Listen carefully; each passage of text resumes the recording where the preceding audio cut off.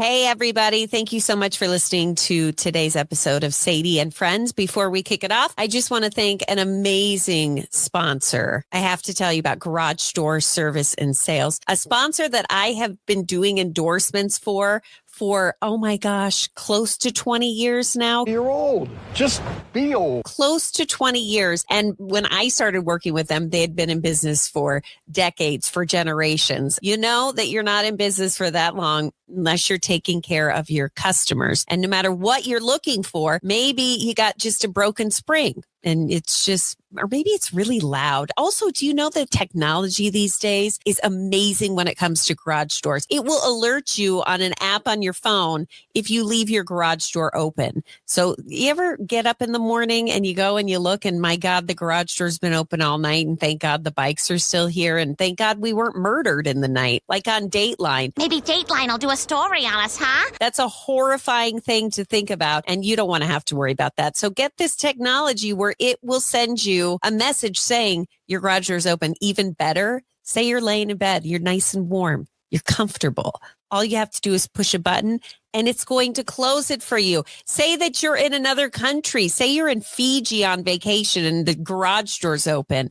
You push a button in Fiji and right here in Colorado, it's going to be going down. How great is that? Garage Door Service and Sales. We're in the future now, baby. GarageDoorServiceandSales.com. Garage Door Service and Sales, a proud sponsor of the Sadie and Friends podcast. I'm going to say the thing you're not supposed to say. Let's talk about marriage. They have like a 2-second rebound rate and you're back doing the next pain in the ass thing. Parenting. Oh my gosh. They have sucked the pretty right out of me. They treat me like it, and I do their laundry. Lucky me. Sex. I'm caught between two evils. I generally like to take the one I never tried. Scary stuff like ghosts. I know it's totally out of left field, but just go with me on this. Boo, you whore. Love. And give you what you need. That's all. I'm talking about taking care of each other the best you can. What's wrong with taking care of a woman? She takes care of you.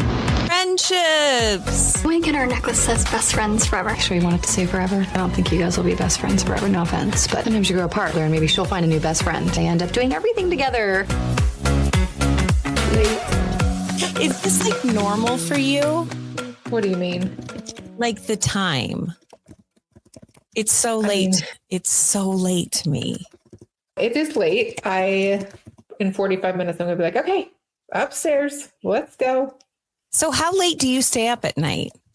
I would love to be asleep by 9, but I have children who don't want to be asleep by 9. So 10:30. Do you have to wait until they fall asleep before you can go to bed? For our youngest, yes. The older two are fine. And then at what age do we cut this off? We've been trying for 9 years here, Sadie. 9 years. So we've been trying. 8 years. We gave him till he was 1, but we created this monster. You know what? Like, that's so true. We also created a monster together, Ryan and I, because Murphy, we do too much for her. Yeah. You know, by second grade, she should be able to do much more by herself. And we're like, do you want help putting your socks on? And sometimes I'm like, wait a second. Think of how you were raised, Sadie. You were raised with a mother that was not like, I think by the age of like 4, we made our own breakfast. We dressed ourselves. It was kind of like, dude, you got to do it on your own. Yeah. So I feel like I go a little overboard. So Stephanie, help me out here. And I want an honest opinion because I thought this was completely acceptable. But when I went and told Ryan what happened, he was like flabbergasted. So Murphy is 7. She's almost 8 years old. Mm-hmm. Okay. And we were in the car and we're driving and I had to run into Ace Hardware and the parking spot was like right up front. And I think you're probably seeing where I'm going with this. So we keep saying like, Murphy's got to be more independent. She's got to figure these things out. Like we're babying her essentially. So I said, hey, do you want to stay in the car while I just run in and pick up this paint? It takes 2 seconds. If I were going to go and like shop and stuff, of course I wouldn't. But I'm like, I can see the car and I'm just going to run. Do you feel like you're old enough now Were you feel okay with that? She's like, yes. She was excited. So I left and I walked away. I came back. She's sobbing hysterically. She's like, I didn't think you were coming back. And the windows were rolled up. And I'm like, oh my God, I think I scarred her. So then later at dinner, I told the story to Ryan. I'm like, yeah, this is, and he was like, you let her stay alone. I don't know what it is, but by 8, I was babysitting for people and getting paid to do so. You know what I mean? Like, am I just like, something that blows my mind right now is the fact that I had to check we were recording and we are. Something that I see the red label. Tell me if there's never a red label because I'll talk and talk. Something that's really strange to me right now is that, have you heard the car seat, the booster seat rule? The whole new thing? The whole new thing where Yes. it's like, it doesn't matter how tall your child is, because Murphy is fairly tall. It doesn't matter how tall your child is. It doesn't matter how big your child is. Regardless of any of the body type, they have to be in a booster seat till they turn 9 years old. This is shocking to me. First of all, we had just taken out the booster seat and we were high-fiving. It was like, when you have those, I don't want to say last moments with your children because that makes it sound sad, but the things you look forward to, like the end of a stage, a transitional. It's a transitional piece. Yeah, you celebrate it. You're like, this is it. This is your last ride. It's like when you never have to buy diapers again. Yes. You're like, we just potty train. You did it. And you're like so happy. So that's how we were with car seats and boosters. We were like high five, those hardened French fries and crunchy fabric, car seat. We get rid of it. It's like an actual car, not a mom mobile. And now we have to put her back in and we have to explain to her, like, how excited we all were. We're going to have to reverse that. And I have actually heard from other moms that a couple of people have gotten tickets, so they ain't messing around. Ooh, I was going to ask, are you really going to follow through with it? But yes, you will. My youngest luckily turned 9 in January. So we, again, I was babysitting at the age of 9. So it's like, I couldn't imagine riding to the babysitting job in a booster seat and then getting out and being like, okay, mom, pick me up at 9,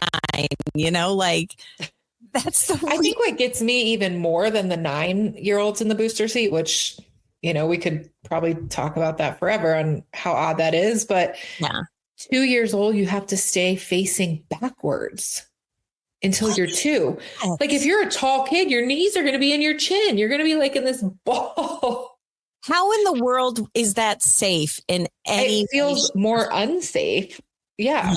With how their body would even be positioned. I also just think, like, with all the government money, what is this? What is this? This is a concern that we're seeing. I've never heard of this. I feel like it was fine prior. We didn't have to change any of the rules. And then somebody this is just the Colorado thing, right? I think so. It's just yeah. Colorado. Because every other state is like, they're not stupid. Not that Colorado is stupid, but like this new rule, this new law is ridiculous. It is. I don't know. But there are a lot smarter people out there that could maybe listen and be like, she's so dumb. They do it because of X, Y, and Z. And I have no idea. So I'm just going off of my thoughts. Yes, I hear you. I have similar thoughts. If there's somebody out there that has the reasons on why this makes sense, please let us know. Yeah, exactly. After I'm like, they're stupid. Everyone's stupid but us. I'm like, side note, I know nothing. Misty G today and I were talking off the air about just the effects of social media on people. It's not even just kids. That's a whole different subset of a conversation. Okay. Mm-hmm. The effect that it has on children is horrible, but every child has it. My children have it. Not Murphy, thank God, It's again, she's still riding in a booster seat. That would make me ridiculous if she had a TikTok, but the older kids have it. It's almost like you have to have it in order to fit in. I hate to say that, but it's true. And it makes me really happy that I grew up in the 80s and 90s. No social media, no internet, like everything in person.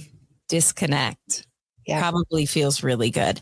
When people had parties and didn't invite you, you didn't find out until the next week at school and somebody might have talked about it versus like it being in your face now. Yeah, exactly. Versus the deep dive that you go into on a Saturday night because everyone is hanging out without you and you're like, what's going on? What did you say? Let them. Let them. I was just going to say, and that's where Mel Robbins' voice comes into my brain.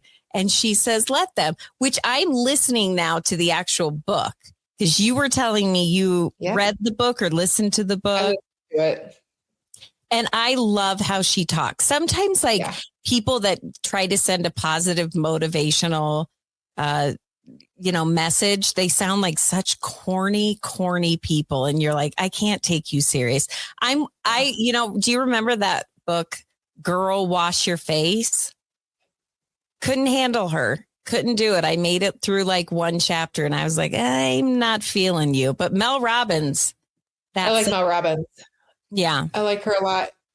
Even back to her other books before this, which were back, I think I discovered her in probably 2020, 2019. I don't know, something like that.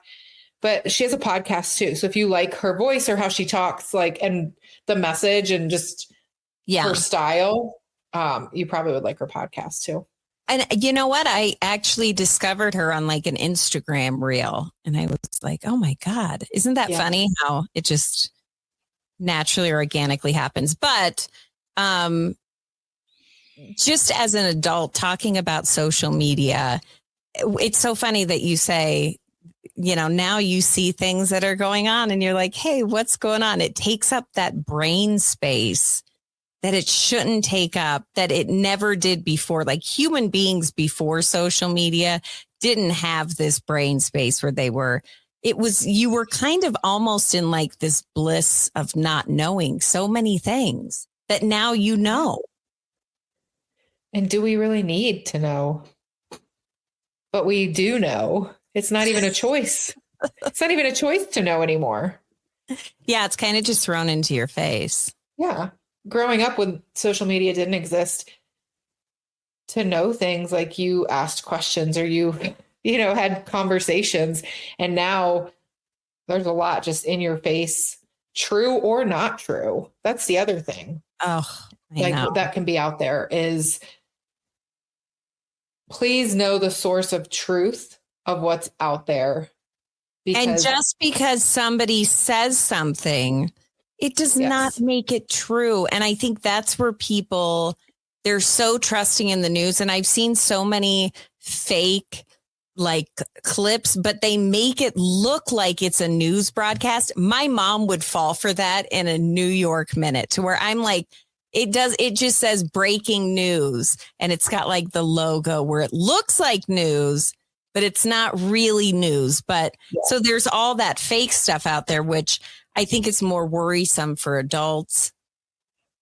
Kids too. Like kids could see something and be like, because it's on the internet, they feel like it's true because that's how they grow up. And we're like, no, just because it's on the internet does not mean it's true. And now there's of course a lot of great video editing platforms out there, but AI can make videos look. Oh my God. I recently saw a video of Tupac Shakur on the Jimmy Fallon show, and it was just complete, obviously AI because he died. Right, yes. But I was like, what? This is like the best thing I have ever seen. You know what I see coming in the future? And I would pay money for this is like an AI kind of 4D. I don't know where you see everything, but an artist that has died. I would pay to go see a Whitney Houston. I don't even want a hologram though. I want a real looking robot. I want the robot to look like Whitney and sing like Whitney. And I'd pay for that. Would you pay for that? I think that would probably have to be like a recording of a video to look that real. Otherwise, in person, it would be the hologram. I don't think we're that fancy yet. I think that day will come, though. We'll probably be dead. I do think that day will come. I mean, look, they're having robot maids and things like that now. Would you have a robot maid? I ask a lot of people that because I think I would.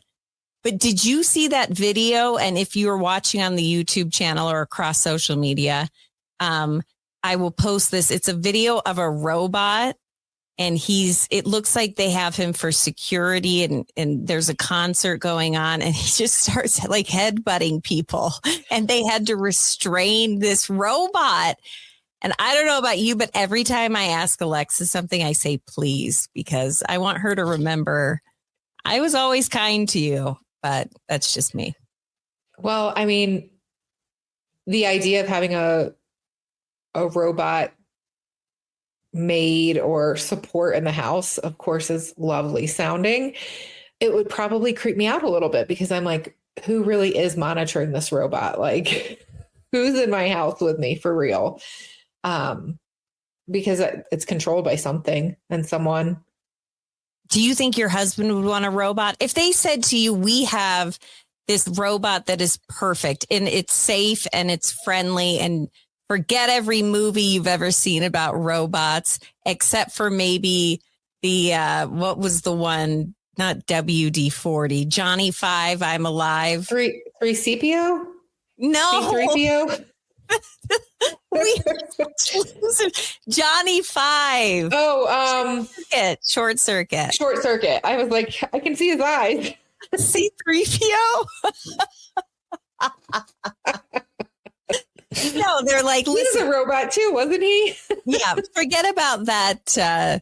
Forget about the Chucky doll and really start thinking about Short Circuit or even the Jetsons. Even though Rosie the robot was a gossipy bitch, she'd always narc out the teenage girl and then she'd be like, sorry. Anyway, I don't know. Would you do it? Would your husband allow a robot? What if you guys are super foodies? You guys are super. A robot chef? Robot chef. Would you trust that? Because it might poison you. I know. I don't know. Those are big questions, Sadie. Literally, hang on. Literally, it can make you any meal you want. It will create the food. You will get the purest form of food. This robot will make sure of it. Does that mean I don't have to grocery shop anymore? Then no. Yes. Yeah, like he will make every meal and you could be like, make me salmon, blah, blah, blah. And he'll be like, boop, boop, boop, and would know how to do it. I would do it. And just have the ingredients. Yeah. Without me having to grocery shop. Yep. I'm in. You are so anti-grocery store. You'd rather have your house.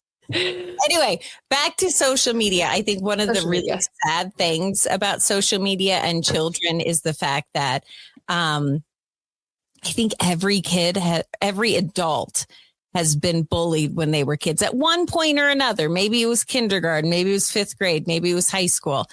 It used to be you would go on summer vacation break and you just could disconnect. I think kids and people just in general, adults as well. It's like we have forgotten to completely disconnect from things because it's not possible anymore. It's actually, it's funny you say that with the disconnecting because I've heard more and more people lately who have been disconnecting from social media and noting the physical and mental shift. Like, let's say after a month, usually it happens faster, but after a full month, completely like a 180.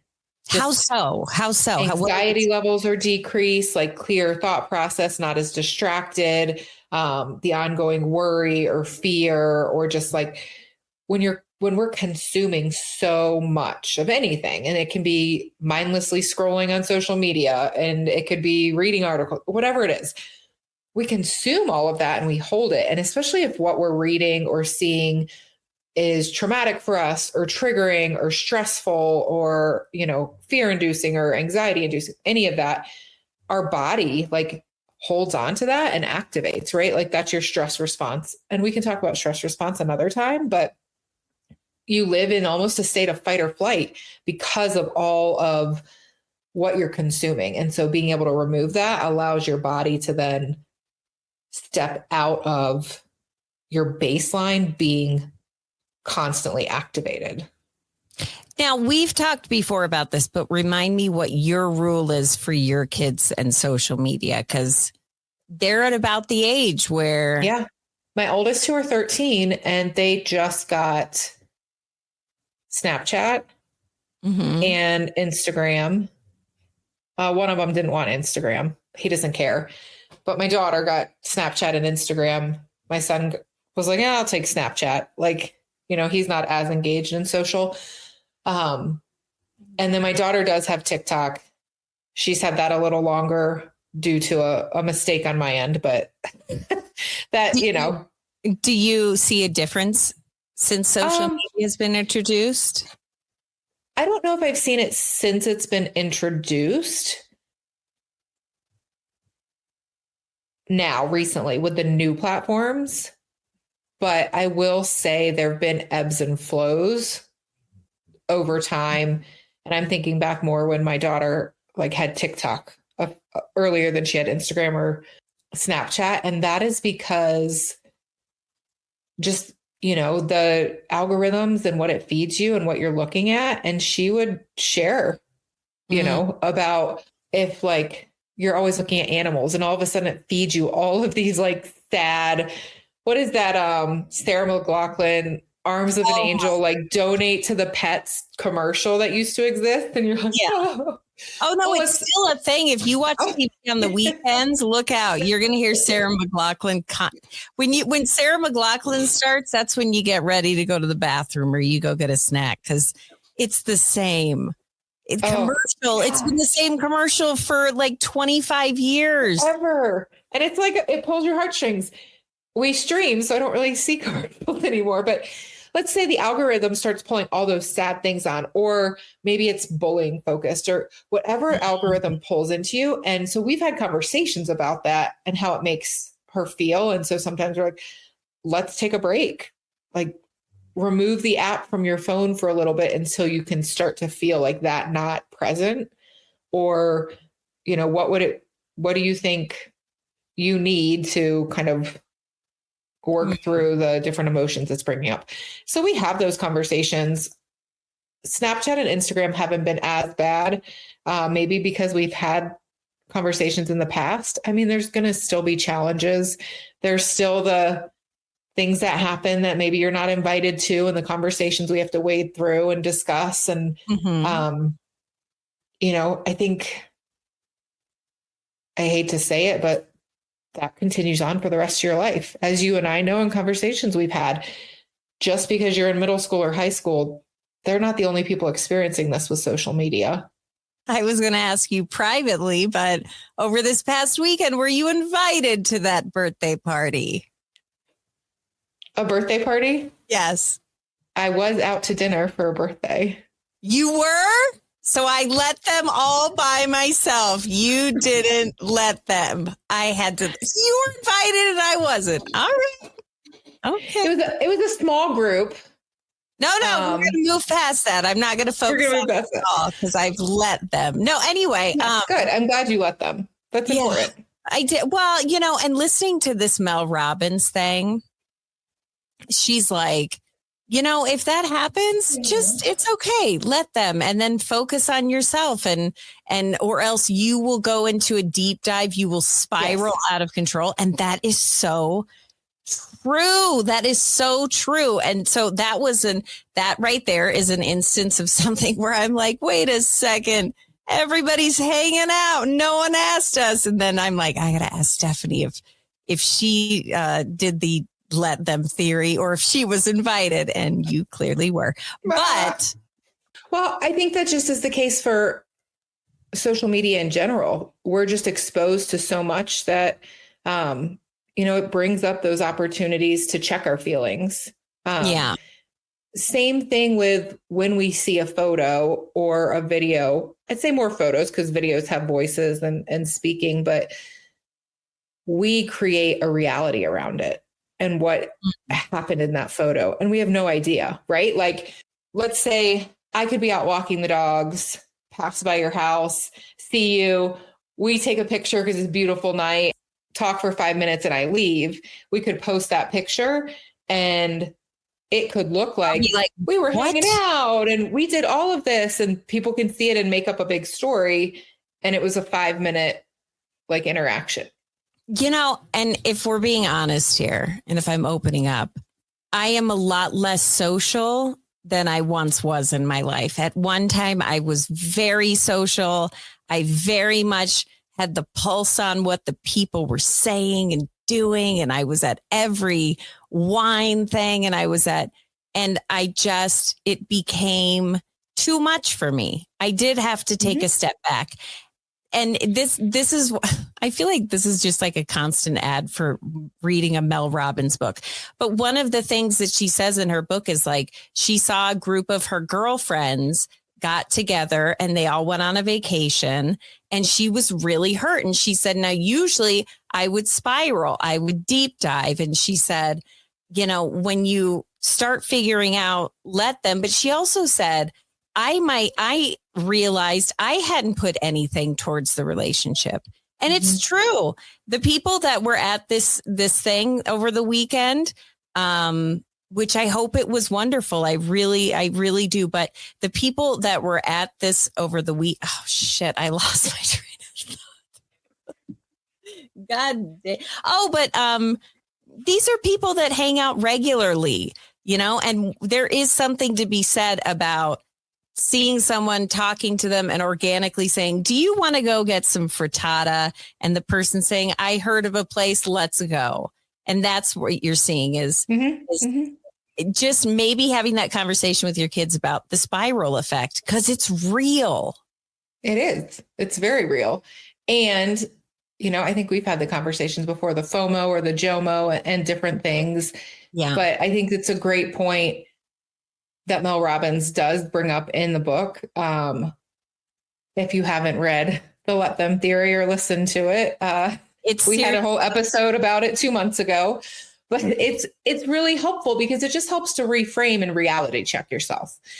Social media is one of the biggest challenges, I think, for humans in reality checking, because we can create such a narrative, a false narrative around things we know nothing about. And it happens a lot more than just when you're sitting at home, not exposed to everything that you could be exposed to on social media.